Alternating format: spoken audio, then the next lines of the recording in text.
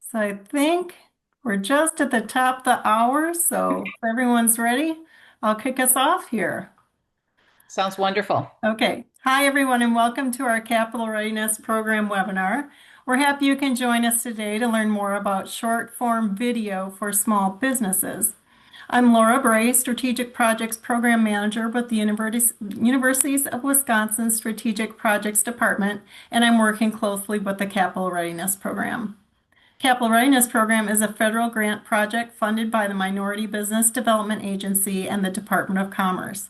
Our goal is to create an on-demand training program to help women entrepreneurs realize capital for their small businesses. The program offers 4 learning tracks based on your business type: early stage, growth stage, food ag businesses, and tech businesses. We will next run all 4 tracks in September. Cohorts are forming now. Please reach out to me if you're interested in participating. Another opportunity for technical assistance is available through the SSBCI or the State Small Business Credit Initiative, in which you may realize up to $1,000 worth of consulting help in the areas of taxes, business financials, bookkeeping, and so on if you are seeking capital. If this is of interest to you, please again reach out to me to learn more. If you've completed training or have explored participating in one of our cohorts, I thank you for your interest and ask you to please complete the MBDA Client Transaction Form survey as part of our program. It's very important for us to collect data from our participants throughout the grant period. We're especially looking for information on business starts, capital realized, businesses scaled, and contracts awarded. We very much appreciate your time and sharing of your progress. With that, let's get on to our presentation today. A reminder that this webinar is being recorded and it will be posted for free public access on our CRP website. Also, per the Universities of Wisconsin policy, we are unable to allow AI note takers to attend this presentation. And now, a warm welcome and thank you to Hailey and Andrew, who will be sharing best practices in using short form video in your small business. Right, let me share my screen. There we go. All right. Short form video for small businesses. Where do we go next? Go ahead. All right, starting off, my name is Hailey Hilsenbeck, and I am a student at the University of Oshkosh, majoring in interactive web management. And I'm also a student consultant at our digital marketing clinic within the Office of Business and Entrepreneurship. And my name's Andrew Bott. I am also studying at UW Oshkosh. My major is in radio, TV, film. And I also have my own small business that does a mix of photography, videography, and drone services. All right, so to begin, I just wanted to introduce our Digital Marketing Clinic, or DMC, and we have the founder, Kathy Fredrickson, here in the meeting today to just give you a little overview of what we do, talk a little bit about the program. So Kathy. Welcome, everyone. Our digital marketing clinic was created nearly 5 years ago. We'll be celebrating 5 years in January of 2026. We were created as a result of the pandemic and small businesses having to pivot and go online. So we are grant funded, which means that applying to the clinic will provide a business with 20 hours of no-cost digital marketing assistance. We provide that one-on-one consulting support. We do have backlog, so we'll provide a link to participants in this meeting who are interested in applying. Our application is not live. We have a private link, and we provide that to businesses that attend webinars such as this.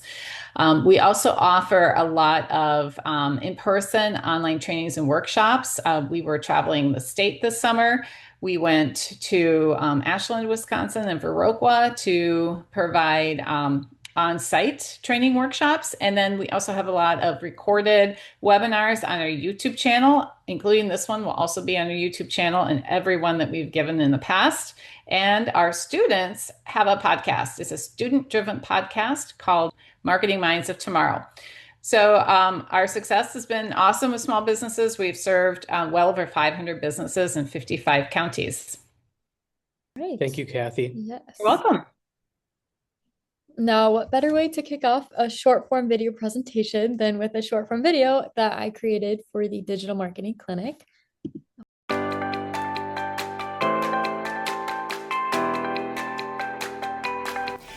After serving businesses during the pandemic, we created the Digital Marketing Clinic. As we approach our 5-year anniversary, it is amazing to reflect on our accomplishments. We have served over 500 clients, supported over 6,000 jobs, and we have had 34 students go through our program as student consultants. We work with businesses at any stage, from startup to exit. We offer no-cost consulting, trainings, workshops, research support, and access to a network of specialty consultants. Small business clients that are accepted to the clinic receive 20 hours of no-cost consulting from a student intern with digital marketing expertise. Some specific consulting services we provide include strategic marketing recommendations, keyword research, landing page optimization, website audits, social media audits, content calendars and template creation, website design and development, digital assets, and more. Our clients enjoy working with us because we provide them with sound marketing strategy and make sure they understand it every step of the way. We try to be transparent throughout the whole process and make sure that they are understanding the changes we are making for them as well.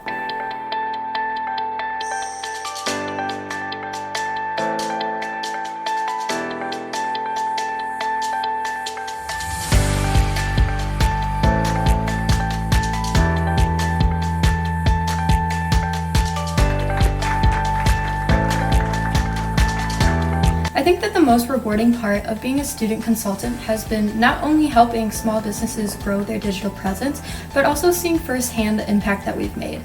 The Digital Marketing Clinic has allowed myself and the clients I've served to gain industry insight on current trends and practices to further grow their small businesses.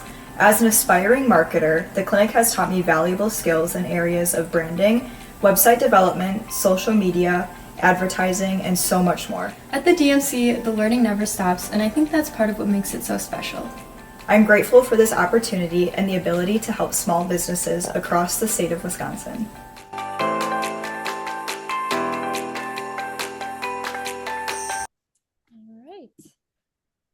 So to start things off, you can go ahead and either chat in or use the raise hand function if you have ever produced your own short form video for your business. Just trying to see if there's anybody online who already has some experience in this field. We'll give it just a second for y'all to chat in or raise your hand if you have. Otherwise, we're probably going to assume that this is new to most of you. Let's look in the chat right now. It looks like we have a couple yeses, couple no's. No, that's okay. Excellent. Well, the next question is, what did you create? Unfortunately, it's kind of hard to really go into depth with the webinar setup, but if you've made some sort of content before, maybe go ahead and type out something for Instagram, or maybe we made a TV commercial, really brief, just so we can see what each other has worked on before. Promo videos. Excellent. Nice. Some Instagram stuff. Definitely should be doing that too. YouTube. I hear that a lot. That's a great platform. All right. Well, that's excellent that we got a couple of responses there. I'm really glad to hear that. But Andrew, earlier in the chat, I see that there was a comment that Shelley says, I have a not great quality though. So this is a perfect segue to what you're covering with Hailey, and that's improving the quality of the videos you produce. Absolutely. Yes. And with that, I guess we'll go right into our agenda for today. So first we'll be talking about the problem of short form video and the benefits of it. Moving on to composition, how your video is set up and how you tell a story. And then investment levels, depending on your budget. Moving on to some possible issues that you may face with your audio or lighting.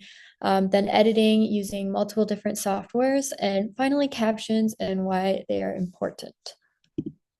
So for those who may be unfamiliar with what short form video is, it basically refers to any video content that is short in duration, ranging from a few seconds to a few minutes in length. And these videos are intentionally designed to deliver quick, engaging, and easy to consume content, which makes them perfect for capturing attention in today's fast scrolling digital world. These are effective on platforms like Instagram, Facebook, YouTube, and all the above. It's a great place to showcase your products or your services without having to rely on a huge production budget, because you're already meeting people where they're spending their time, which is online. So I wanted to start off with a hook, which some helpful statistics that show why short form video is one of the most powerful tools for driving engagement right now.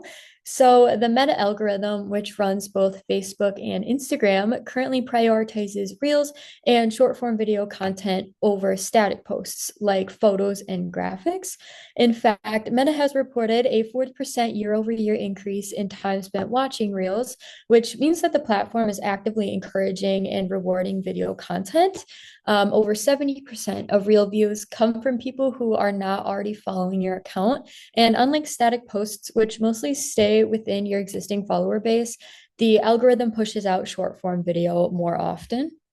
And then on the consumer side, the average person watches over 3 hours of short form video per day, and 73% of people say that they prefer to learn about a product or service through video, and 84% say that they have made a purchase after watching a brand video. So, if your goal is to expand your reach, boost your engagement, and drive action, then short form video is definitely one of the best ways to do it.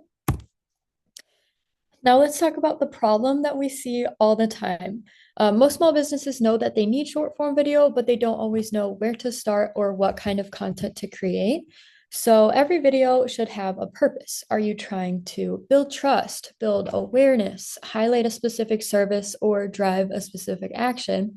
If you start recording without knowing these things, then your videos may not be as engaging as they could be to those fast scrolling users.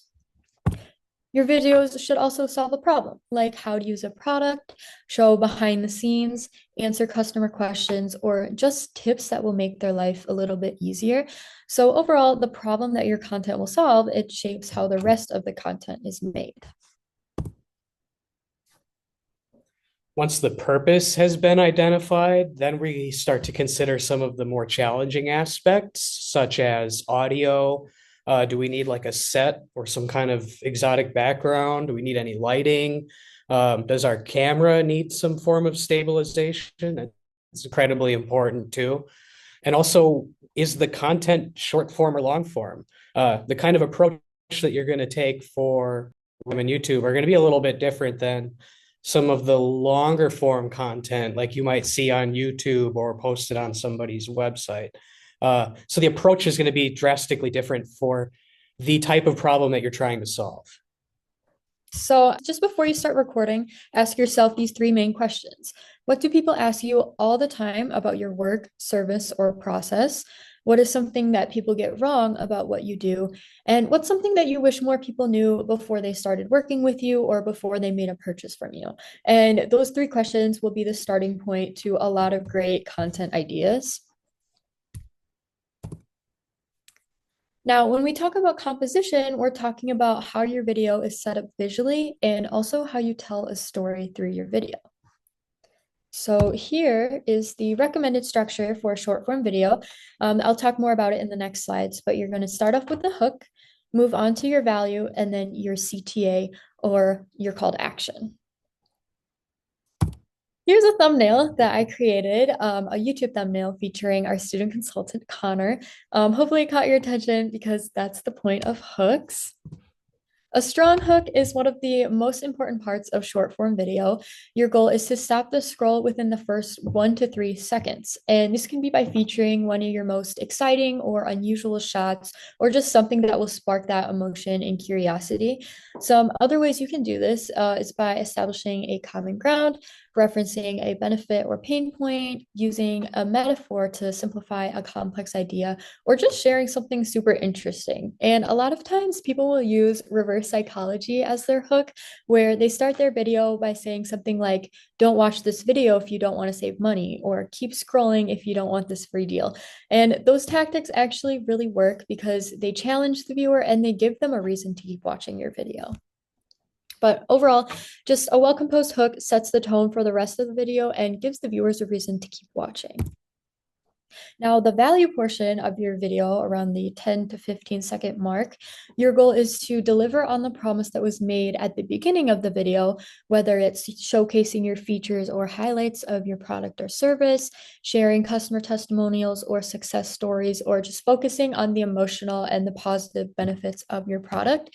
So for small businesses, this is your chance to build your trust quickly and show why your offering stands out from everybody else. And then finally, a CTA. A call to action is essential in every video because it tells the viewer exactly what to do next, whether it's shop now, learn more, or swipe for more details. Just using that actionable language helps to convert that interest into action, which is especially important when you don't have a big brand name that's doing the work for you. Also, to consider some sort of sense of urgency or an incentive like a limited time deal can further increase that engagement. Now, which way should you hold your phone or camera, horizontal or vertical? And the answer is choose your format based on where your video will be seen. So vertical is the go-to for most short form video platforms like Instagram, Facebook, and TikTok, and more. And that is because the video fills the entire phone screen, which is how most people scroll and watch. Horizontal still matters, especially if you're making videos for YouTube, your website, or just anything that's meant to be more like a traditional video. And now let's talk about framing, which is where you or your subject sits in the shot, and headroom, which is the space from the top of your head to the top of the frame. So a lot of times people will accidentally crop off their head or just leave too much space, and that can make the video look a little bit unbalanced. So the general rule is to leave your eyes about 1/3 of the way down from the top of the screen. Don't leave too much space above your head, or don't place your face too low or centered if you're planning to add text or graphics. So if you're going to add captions, titles, or logos, which you should in your reels and shorts, then you should make sure to leave enough space either above or beside you so that way your face doesn't get covered. Your background doesn't have to be fancy, but it should be intentional. A messy or cluttered background can distract from your overall brand message and can even lower how professional your brand looks. So just look behind you, try standing in front of a clean wall, bookshelf, workspace, or just anywhere that reflects the overall aesthetic of your brand. And another best practice is to make sure your camera is at eye level. So a lot of times people will hold their camera too low and it gives the awkward up the nose angle, or too high and it can make the video just look unbalanced. So for videos like testimonials or casual updates, things like that, eye level angle is definitely the most comfortable and human angle. However, the low and the high angles also still matter, especially it just depends on what you're using it for. So, for example, if you're filming a kid or an animal, you want to get down onto their level. Maybe a product on a table, you want to experiment with that high angle. Or if you're filming a building, then maybe a low angle would be better to give it more of like a powerful look. So really it just is a matter of who or what your subject is. You also want to make sure to keep your camera steady. So you can use a tripod, prop your phone up on a stack of books, or just tape the phone to the wall if you have to. But a shaky video is definitely a very fast way to lose attention. Now, a lot of times we get the question about whether you can turn your photos into short form video. And the answer is yes, but you can't simply upload single still images, add audio behind it, and then call it a reel or a TikTok, because this type of content just doesn't perform well and it doesn't hold the viewer's attention. So in order to make a photo-based video engaging, you have to create motion and interest. Whether it's turning your photo into a slideshow using the zoom or the pan effects, adding quick cuts between your images, also layering in animated text and captions, pairing your videos with trending audio, clear storytelling, or those step-by-step sequences like a project before and after is a great way to retain that engagement. Well, now that we've talked about how to compose your video, I'm sure you're wondering, how much does all this stuff cost? So we're going to talk a little bit about investment levels and how much you and your business might be able to afford to invest. But it's important to remember that you should definitely be setting your content expectations according to your budget. And I really like to start out with that because it's hard to compare a small business to something like, for example, let's say Coca-Cola, who has an incredibly large video production budget that we can't even come close to on a small business level. So you got to remember that the kind of content that you're going to create and your budget are really what's going to determine the kind of gear that you're going to need and what your expectations should be. A lower budget option, really like the minimal to kind of get started, would be to have a cell phone and a wireless mic. If you have a little bit more to invest and think that you're going to be making a lot of content, you might want to go with a little bit more of a higher budget route. It could be a mirrorless camera with a couple different lenses, maybe a couple different microphone options, some supplemental lighting, and editing software. Unfortunately, eventually you got to take the leap and move into that, not quite just like Instagram editing. I need to move on to something a little bit more, which we're going to talk about later in this session as well. I wanted to show a little bit of example of those setups that I had mentioned. So the example on the left, I really like because people who are primarily making content for social media only and never really going to make anything else really benefit from a setup like this. You can attach a microphone to it. It's got two handles on the side. Your phone clips right in the middle. Helps you stabilize footage really well without having to invest in a really big setup or a rig. Microphones clip on it real nice, so wherever you're pointing the camera, you're going to pick up good audio for it. Right side is a higher budget example. This is actually one of the setups that I use. That's my camera with the lens. There's a cage on the outside of it that lets you, has a handle on the top, give you a nice grip, keeps your cables secure. Microphone on the side and a monitor on the top. I like that nice big screen to see on. I mean, let's be honest, those little camera screens can be kind of tough to look at and judge what you're really getting out of it. So I like to see that nice big picture and know what I'm really getting when I'm filming. Worth noting that your budget may not allow for some of those fancier bells and whistles. So we're going to kind of talk about what are some of the options available, and you can kind of determine what you think is most important for what you're going to be producing. So we had kind of alluded to stabilization options. The most standard right off the shelf option is going to be a tripod or a phone stand. What I would look for is one with what's called a fluid head. Really, all that means is that your tripod is going to be able to make nice fluid pans or tilts. They're really designed for video instead of photography. Because photography, you want a nice still shot. You're going to clamp that phone or camera down, and you don't want it to move at all. But when you're filming video, you're often following subjects around, reframing things and adjusting your view. And this fluid head gives you a nice, smooth, stable movement. The option on the right has actually been coming down in price considerably. I would almost no longer call them a higher budget setup, but it's called a gimbal stabilizer. And they have options for mounting your cameras or your phones even onto devices like this. And they mechanically level and stabilize the recording device so that way you get nice smooth footage. You can like do walk and talk kind of productions where someone's moving around, maybe giving you a tour of a space. And this device will kind of help you keep your footage nice and smooth as you move around. There's also professional options. I like to bring this up because sometimes after you see those first couple of slides, you maybe start to realize, wow, this is a whole heck of a lot of business, and I don't know if it's something that I can do. Realize that there are definitely photographers and videographers around wherever you're based who'd be more than happy to help you.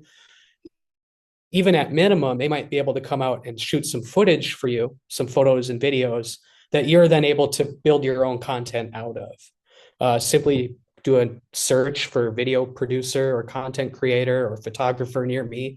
You'll definitely find plenty of people with different budgets. So before you reach out, keep in mind that you're going to want to have a budget in mind and communicate that to these professionals, because some of them might be out of your range, or some of them might be able to meet you halfway or at least deliver something for your budget. So have that in mind before you start reaching out to professionals. But it's certainly an option that a lot of people need to consider because their time is important. And then we're going to talk a little bit about audio and lighting.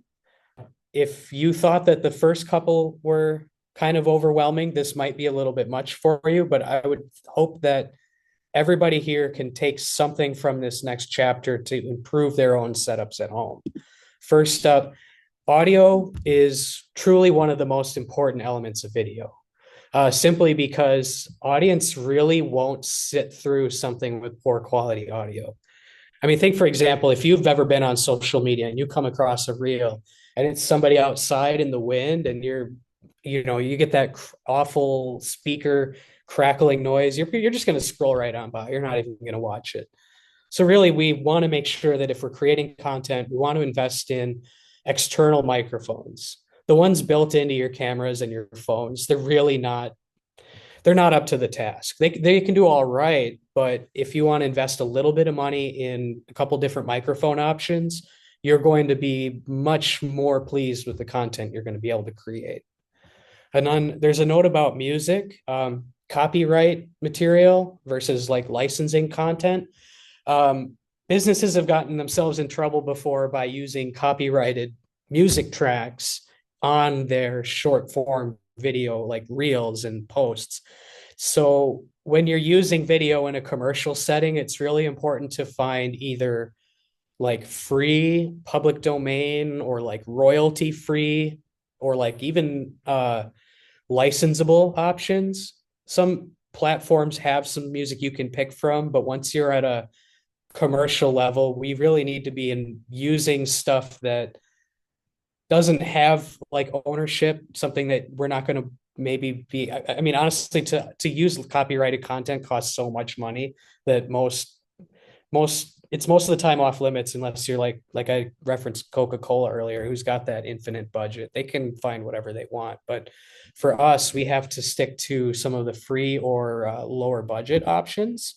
One perfect example of a free option is the YouTube audio library. If you have a YouTube account and post content, you can go into the YouTube studio. There's the tab on the bottom called Audio Library. It just has tracks that people have made with the idea that people are going to use them on YouTube for commercial or personal uses. Some of them have a note where the license requires that you at least credit the artist in the description, but otherwise this is all free, good to use. I use it for a lot of my clients who were solely going to post their content on social media. Where this doesn't work is if you are going to make a TV commercial. This content isn't licensed for TV broadcast, and that's where you would need to move up to the next level that we have here, like a paid music or sound effects option.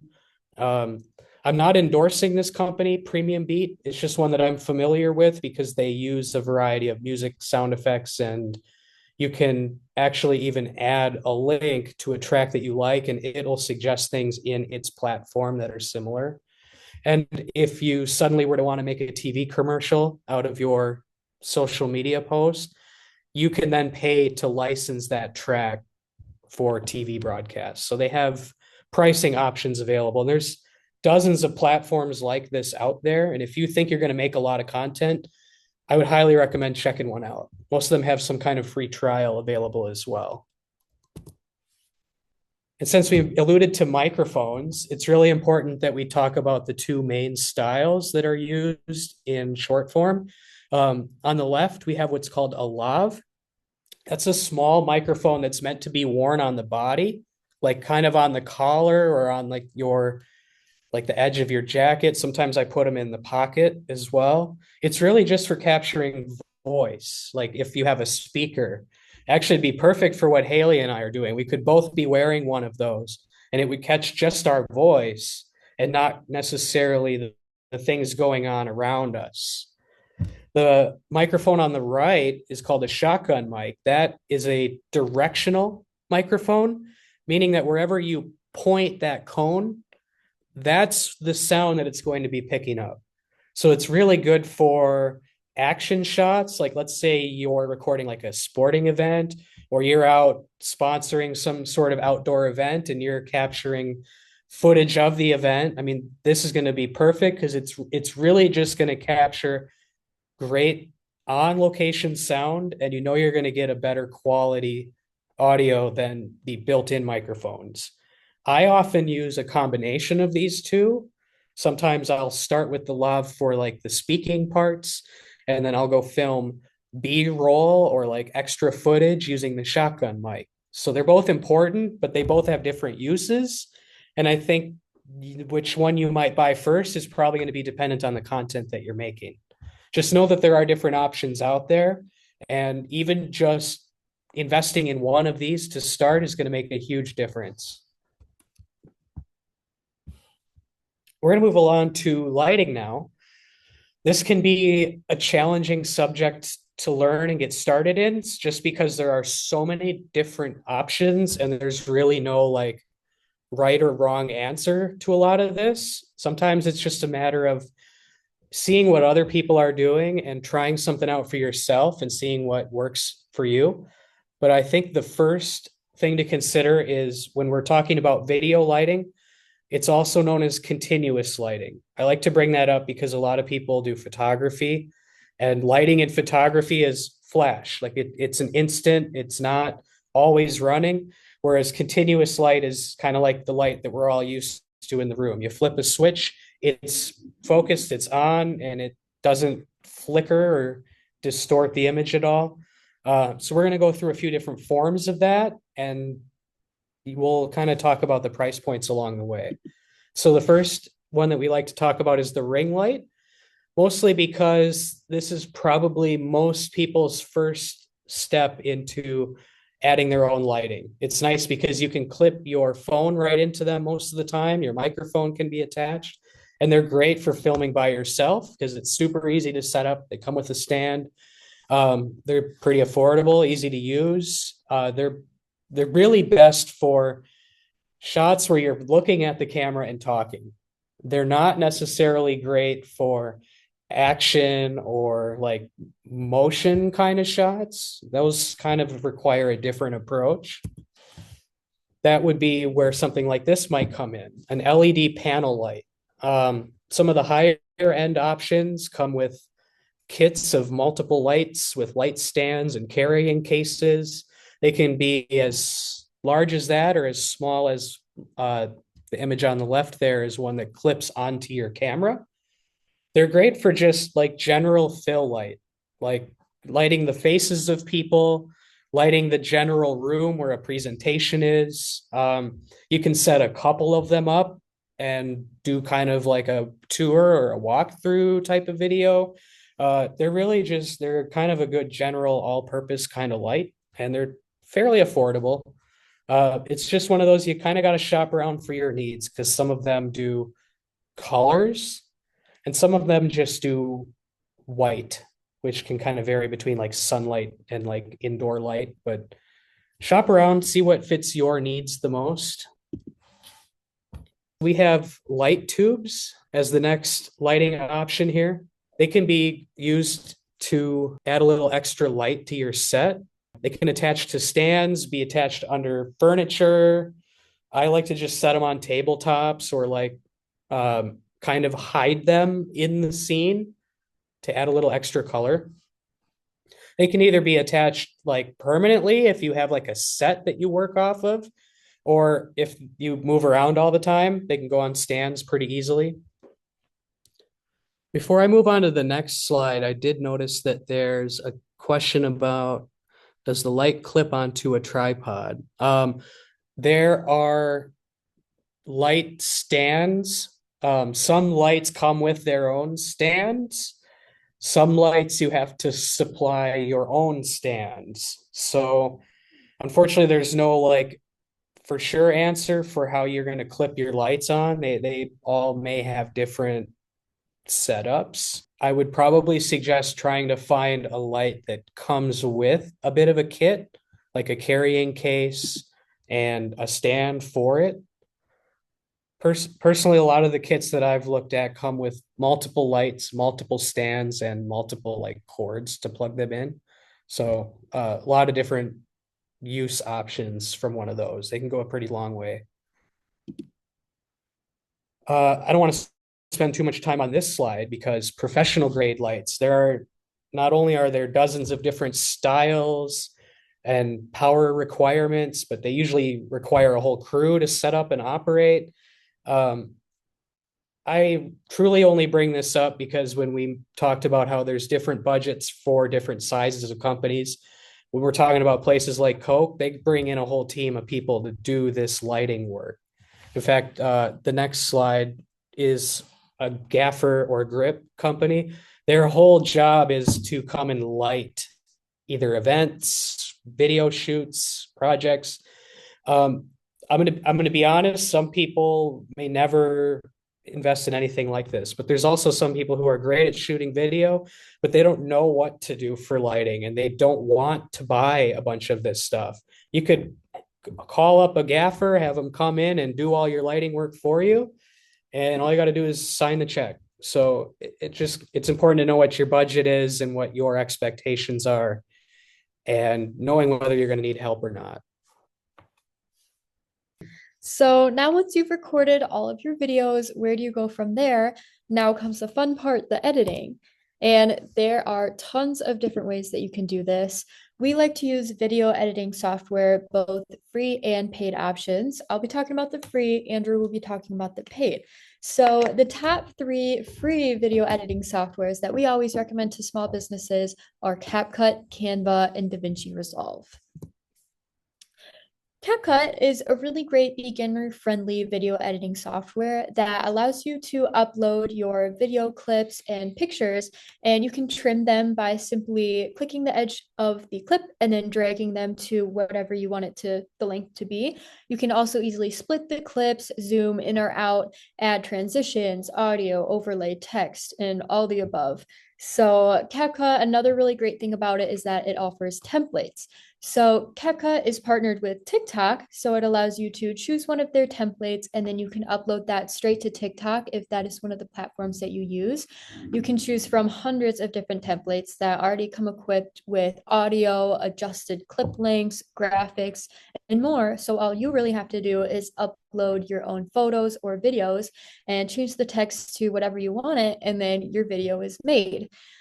So here is a screenshot of what you would see if you were editing a video in CapCut on the phone version. You can also use it on desktop, but phone is underlined because that is the most common way that people edit using CapCut. So here is an example of a video that I created using one of CapCut's templates, and then we'll look up at one that didn't have any templates. So let's play this.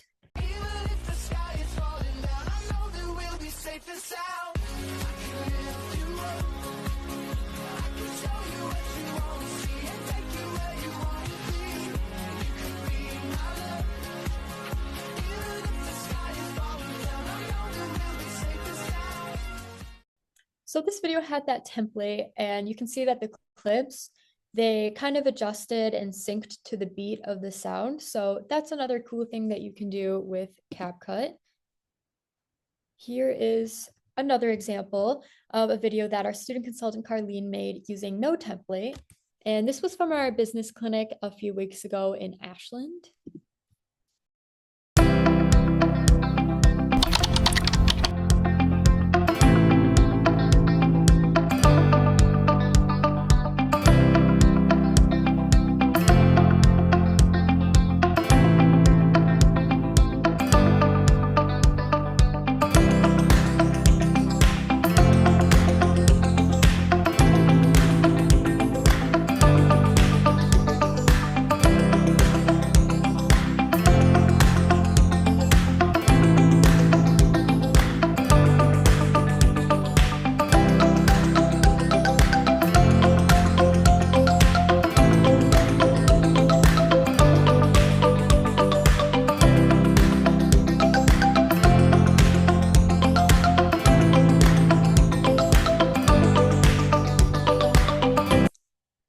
right, so that was a video that Carlene took a bunch of videos and pictures and condensed those. Some of them were sped up that you can see. So yeah, that was just another interesting tool. We do have a couple more questions. Is it true that you can use a certain number of seconds of a song, like the video just used Safe and Sound without licensing them? So I guess it really depends. So this was an instance with TikTok where to use this audio and then put it on their platform only, but that doesn't mean that you can also transfer it to Instagram and Facebook because they're totally different platforms. So it just depends on the platform and what their regulations are for those audios. Also worth adding that personal versus commercial has a big factor on that as well.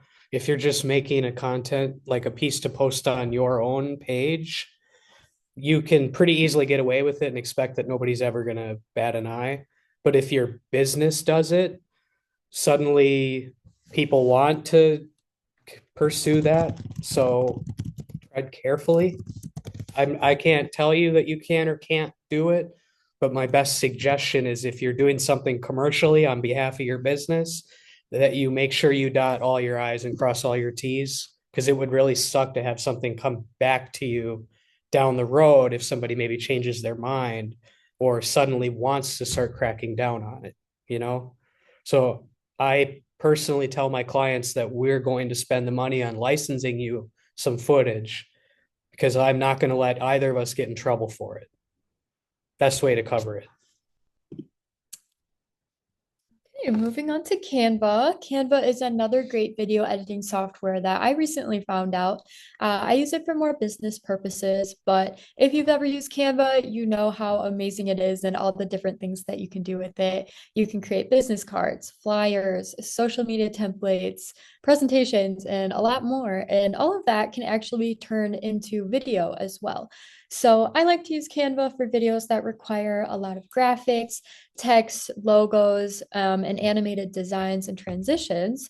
So, for example, one of my clients, they wanted just some sort of content to represent how they protect their clients' homes before and during home renovations. So I went and I found a bunch of videos and photos and then uploaded those straight to Canva. I added their logo and some text, audio, and transitions, and that ultimately made it into a much more engaging video rather than if I were to just take some photos and make it into a simple slideshow. So just like CapCut, Canva also offers a lot of free templates that you can use. It's a little different in the sense that you set it up in kind of a structure of a presentation. So it's like you're setting up a presentation slide and then you're going and adding the transitions from there. Also, like CapCut, you can also edit using your phone and desktop, but most people edit on desktop. So this is a screenshot of the client that I just talked about of what I saw while I was editing their video. And then here is that actual video and how it turned out.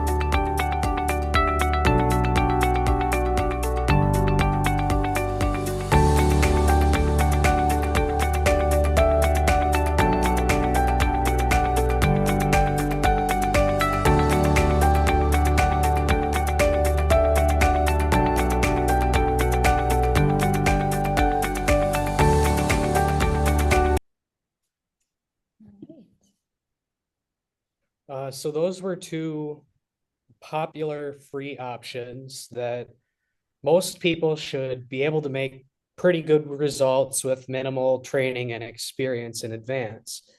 Some people work with those two, and then after a while, they're like, I kind of wish I could customize it a little more. Or maybe I have content that is from a variety of different devices, and we just need to work on something a little bit more complex than those. There's a program called DaVinci Resolve that is offered as both a free and a paid option. I highly recommend people check out the DaVinci Resolve free option because the company that makes it, Blackmagic Design, has a plethora of tutorials and videos to help you get started in editing. And most footage that you can record in, say, like a Canon or a Nikon camera is editable in this software, and most simpler projects can be handled in this free software. And if you're doing that and you find out you really like it, you can move on to some of these paid options that have even more features and special effects built in. Some of the paid options include there's some Adobe products.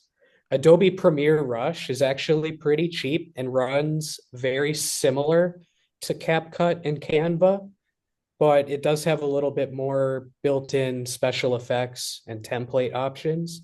Then you can move up to Premiere Pro or DaVinci Resolve Studio that are like basically they make movies and TV shows on these pieces of software. So they're really more advanced and really let you customize and build exactly what you have in mind.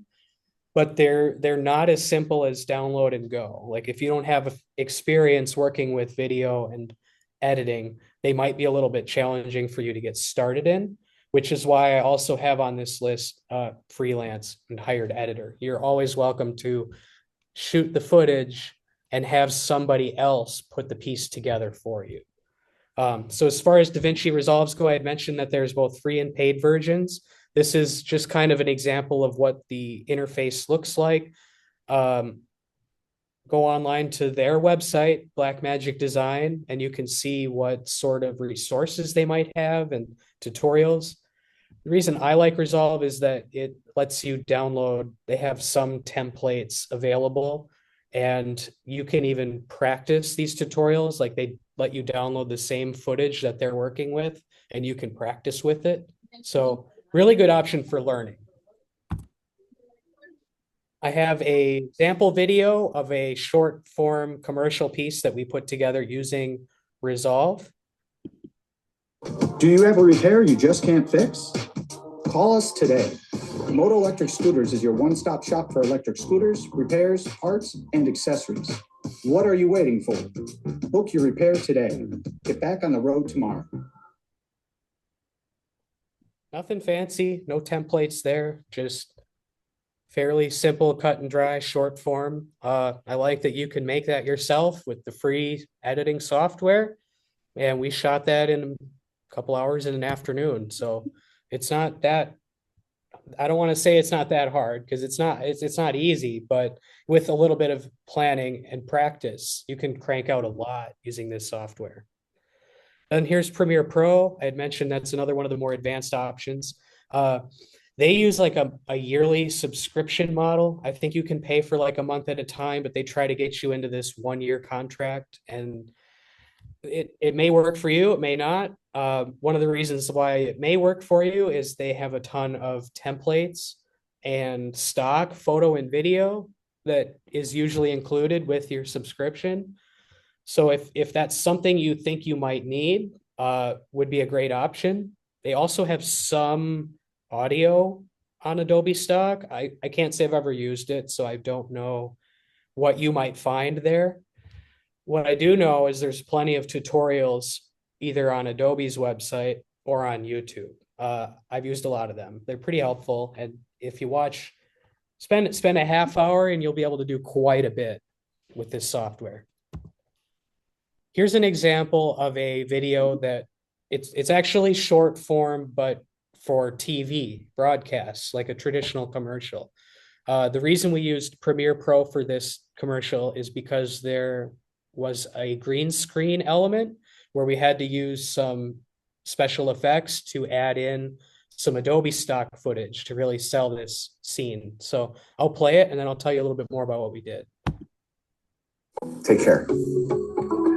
Medicare season's over. Well, my busy time's over. It's time to relax. Nice song. Here's your drink. Medicare Jeff, get back to work.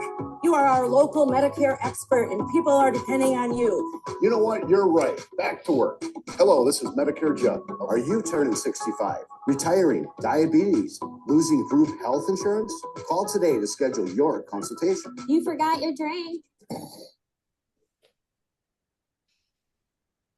So in that commercial, there was the shot where they're Here's your drink. right here. They're on the beach. They were not on the beach. That was a green screen. And we used an Adobe stock clip of the beach to really sell this part of the scene. And for perspective, this is another one of those video shoots where we were on set maybe 2 hours, and then I edited all afternoon, and we had this ready to air by the next day. So if you plan your stuff out well, it doesn't really have to be overwhelming to produce pretty good content like this. I did want to go up to the chat. Someone had asked a question about the Resolve screen that I had showed. That screenshot was from the paid version, but it's important to note that they are identical in how you look at the software. It's just there's extra features added into the paid version. So you can start on the free one, and if you find you need to upgrade to those features, it's incredibly easy to switch over. They work exactly the same. So now on to captions. Captions are essential to include in every single video you make. And it's something that not a lot of people really think about, but what if I told you that most videos are watched without sound? So about 85% of people on Facebook and 80% on LinkedIn actually watch videos with their sound muted. And this includes people who are in environments where they can't have their sound on, like at school or work. So captions are super important for that reason. But they're also necessary for accessibility and to reach a wider audience. So if somebody is deaf or hard of hearing, then they may not fully be able to experience your video, understand your message, or most importantly, engage and interact with your content. But now you may be wondering, how exactly do you add captions? And now everything is mostly AI generated. So most platforms have options for you to go in and click an option to automatically generate those captions for you, rather than you just having to type out every single word manually. On all of the platforms that we just talked about, both the free and the paid versions, they have options for you to go in and click a button, and then those captions will be AI generated for you. Also, on most social media platforms like Instagram, TikTok, Facebook, LinkedIn, they all have a button for you to click before you click publish to add captions to your videos that way. And I think YouTube has it where it automatically will generate those captions for you, whether you click a button or not. So really, it's just a matter of making sure that those captions are on in the first place. All right. So that's all we have for you guys. If you have any questions, feel free to type them in the chat or just shout them out. Yeah, let's scroll through and see if we got most of these. We talked about what y'all created. Talked about the tripod light. Oh, and then someone talks about using cell phone. Yeah, I mean, cell phones are great, and honestly, you can do quite a bit with one, including using a lot of these editing softwares too. Let's see. We talked about sound and usage. Andrew, I have a question. Sure, go ahead. For cell phone usage, because audio is just so important, what would you recommend for a mic? For a mic. Okay, Yeah. so there's a lot of microphones that are either they plug into your phone where Right. like the charging port is, or some of them are also like Bluetooth. It kind of depends what your budget is and how important some of those features are to you. I think if you want to just go cheap and get something that works well, just get one that plugs into your phone Okay. and get one of those handle setups. So that when Yeah. you mount the microphone onto the handles, plug it into your phone and not have it hanging around Okay. or in the way or anything. Like what we saw on that slide that you can hold like this. Precisely. I like Yes. that a lot. Yeah. Okay. Thank you. We're receiving some nice feedback. Thank you, Thank you, everyone. guys. It means a lot. Any other questions for us? There was a question that someone had asked, what if you are filming primarily outdoors for your camera and mic type? It gets a little bit difficult with that because at a certain point, depending on what environments you're filming in, you need to move up to like professional level cameras and gear. Because we're talking about like sealing for the weather. Like you can have a professional camera out in the rain. You can't have a lower level camera and mic out and get rained on. So it kind of depends what you're filming. But if let's say you're just going to a company event that's outside and you're just going to film away, I would get one of those directional microphones. I wonder if we can pull that picture back up. But that directional microphone would be great for filming outside because whatever you're pointing the device at, that's what it's going to pick up. So if you're seeing some stunt or performance happen in the middle of a live event, bringing that and your phone out is really going to help isolate the noise of that performance. You'll still hear background noise and it won't be able to totally cancel out the wind, but there are more expensive microphone options that have like wind proof like housings and such. I'm not going to promote this brand, but I know that this brand Rode does have a microphone that's built to be out in the weather, rain, wind, but they are a little bit more pricey than your intro level options. So do a little bit of research. Just type in maybe do a Google search on the type of recording that you're going to be doing and look for some reviews and recommendations. That was a good question, though. Well, we just have our podcast and our YouTube channel linked in one of these slides. But yeah, Okay. thank you guys all for listening. Thanks for your presentation today, Hailey and Andrew, and everyone for attending. And be sure and tune in next month and we'll have another CRP webinar, and that one will be on a financial topic. So more information coming soon. Thank you all. Thank you. Thanks.